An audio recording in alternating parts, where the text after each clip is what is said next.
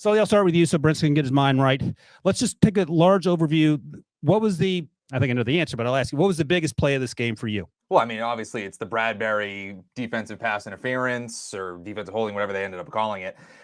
It's tough when you have to define a game that up until that moment was an instant classic. I mean, we were joking around leading up to this Super Bowl when Brinson does his rankings of topping the best Super Bowls of all time. This was going to be right up there, and it still might end up being one of the greatest Super Bowls that we've seen in recent memory. But all of a sudden, and it's kind of been the case this season, where all of a sudden things are being sullied because of an officiating call. And so all of a sudden now, instead of the Philadelphia Eagles at least getting one more shot, legitimate shot to win that game, you're talking about the Kansas City Chiefs just running down the clock, taking a knee, and kicking a game-winning field goal with just like around 8 seconds, 5 seconds left in that game. It leaves a sour taste in your mouth when it should be looked at as an all-time game. So, Brinson, let me ask you this, because Sully, I mean, that's obviously going to be the talking point for the next week, maybe even longer. But if you go back to the second quarter, the third drive for the Chiefs, Patrick Mahomes hits Juju on a 3rd and 8 on their own 27-yard line. It would have been a first down. Some guy named Bradbury turned Juju around, no call. Now, if the calls had been switched, if they'd thrown that in the second quarter and didn't call at the end of the game, there'd be whinging by Chiefs fans, no doubt about it. So, do you care about the timing? Do you think the first one should have been called? Do you think neither, both, what? I mean, I think you always want to have the correct calls made.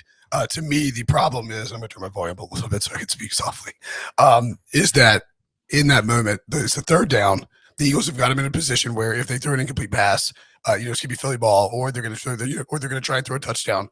And it was such a soft call where it's like they're going to get the ball back. I don't like the timing of it and how that essentially decided the game, especially when we could have gotten Jalen Hurts down 3 with the ball with like 2 minutes left. Like, I'm not saying the NFL should not make calls because we want to get better action.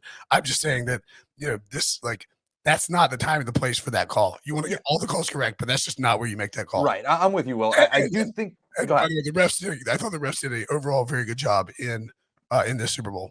In those moments, I know that you should call the game exactly the same way all 4 quarters, but if you're gonna kind of pick and choose, I prefer you to swallow your whistles when we get inside of 2 minutes. I want you to play out. Now, if anything egregious happens, obviously you make those calls, like we've seen in that game against the New Orleans Saints and the Los Angeles Rams way back when. Obviously, those crazy calls you make, but these ticky-tack ones, again, an all-time classic game, and now this is going to be the talking point for obviously our podcast and every show, whether it's HQ, you go down the list, this is going to be the talking point, which just stinks because, again, you're talking about an all-time performance from Jalen Hurts. You're talking about an all-time performance from Patrick Mahomes after he re-injured his ankle injury and was able to go on a 21-3 rip in that beginning of that second half. And we're all going to be talking about this play with Bradbury and Juju Smith-Schuster. It just stinks of how that turns out. If you're watching on YouTube, Billy just played the clip, and it is soft, and it's softer than the no call on the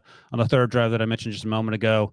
I don't know. Pereira seemed to think it was just 1 second. Pereira seemed to think that it was the right call, and he's pretty much batting .999, but the timing stinks. Go ahead, Brinson.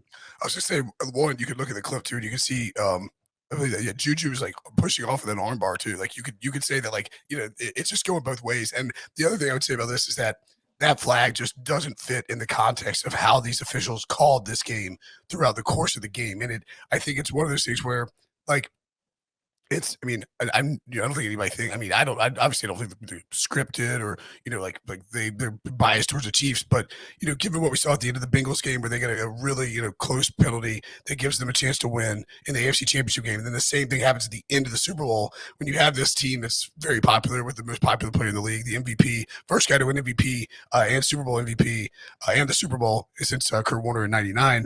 It's just like it doesn't sit well. It's like this incredible game, and like Sully said.